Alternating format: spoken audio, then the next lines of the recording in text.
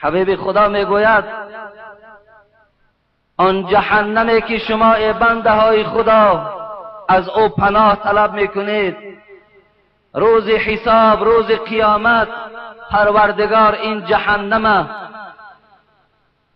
70 میهار میزند. چگونه 70,000؟ چگونه که در بینی های همون بقه ها زنجیرها می اندازند، 70,000 حلقه در بدن جهنم میزنند و در هر یک زنجیر او 70,000 ملائکه آویزان است و او را کشیده به میدان حساب میارند. برادر عزیز و گرامی، وقتی من حساب کردم 490,000 ملائک دوزخ پروردگار به میدان قیامت میارند که هر یک فرشته او توانایی و قوتش برابر تمام مخلوقایی که در روی دنیا خدا آفریده است قوت همه اینا دارند. ما از همون جهنم پروردگار را به سوی تو پناه طلب میکنیم، از همون جهنمی که اذا القوا فيها سمعوا لها شهيقا وهي تفور تكاد تميز من الغيظ. جهنمی که وقتی دوزخی را به نزد او میارند، الله بیان میکند در سوره ملک، در سوره تبارک که ما و شما میخوانیم، وقتی به نزد این میارند و از بالا وقتی که او را میپرتایند، پرتافتنش هم خدا در سوره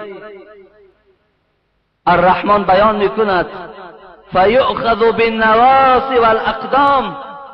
پروردگار آدم گناهگار، آدمی از خدا نمی ترسیدگی را وقتی نزد چاه دوزخ می آورده است، ملائکه ها را امر می کرده است او را پرتاین در آتش. اونا چگونه می دارند دوزخی را؟ فیؤخذ بالنواصی والاقدام. پروردگار میگوید یک دست فرشته در موی سر توست و دست دیگرش در پایهای توست و همچنان تو را سرازیر در دوزخ میپرتاید. اذا القوا فیها سمعوا لها شهیقا وهی تفور. پروردگار میگوید وقتی دوزخ لقمه خودش میبیند، دوزخی را میبیند، آنچنان عرست میکند که مثل آوازی خر است، قبول میکند دوزخی را. و هی تفور. پروردگار میگوید آنچنان دوزخم خشمناک میشود که زود است که میگویی میترکد. پروردگارا از همون جهنمت ما همه بندگانت به سوی تو پناه طلب میکنیم، زیرا این بدنهای نازک ما قوت عذاب تو را ندارد. پروردگار و نعوذ بک من عذاب جهنم و نعوذ بک من عذاب القبر. پروردگارا ما یک گروه بندگانی تو به امید آمدیم که خدایا از عذاب قبرتن به سوی تو پناه طلب میکنیم.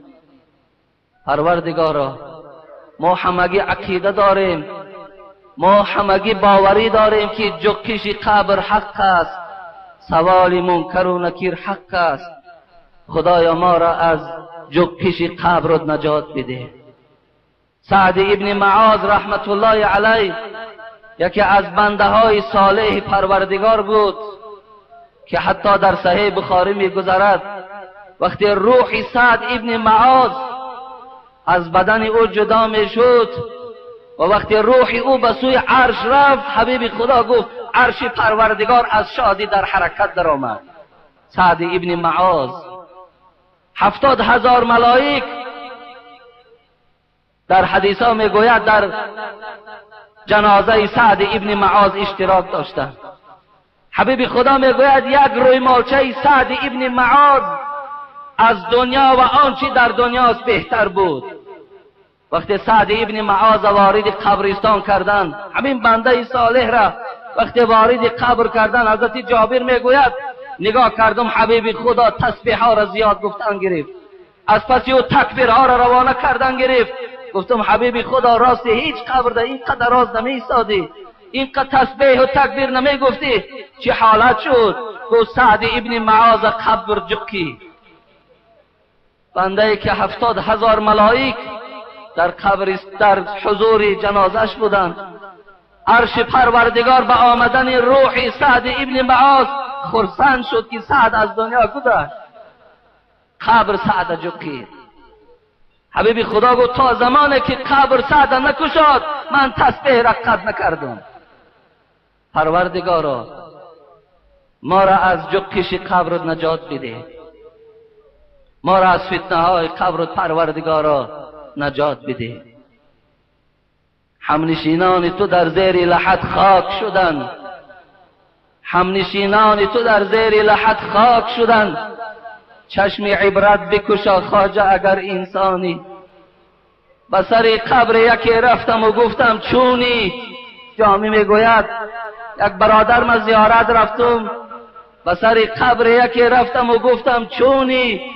گفت احوال چی پرسی که بیایی دانی؟ احوال چی بیان کنم تا اینجا نیای، تا داخل این نشوی؟ از حال این بیان کردن می شود.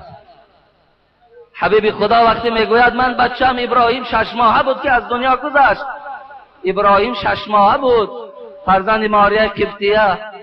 وقتی در قبر میگذاشت عمر حکایه میکند حبیب خدا را دیدم بسیار گریه میکرد و ابراهیم بچه‌ش در لحد گذاشت و چی گفت؟ ای ابراهیم الحال منکر و نکیر تو را میپرسند رب تو کیست؟ بگو رب من الله است. از تو میپرسند 6 ماه کودک رب تو کیست؟ رب من الله است. دین تو چیست؟ بگو دین من اسلام است. اگر پرسند پیغمبر تو کیست؟ بگو پیغمبر من پدرم محمد صلی الله علیه و سلم است. پدرم محمد است. رسول اکرم میگوید وقتی پشت نگاه میکنم عمر مثل کودک گریه میکند. گفتم عمر سبب گریه در چیست؟ و ای حبیب خدا وقتی ابراهیم 6 ماهه را پرسند عمر هلاک میشود. 6 ماهه ابراهیم که پرسند حال عمر چی میشود؟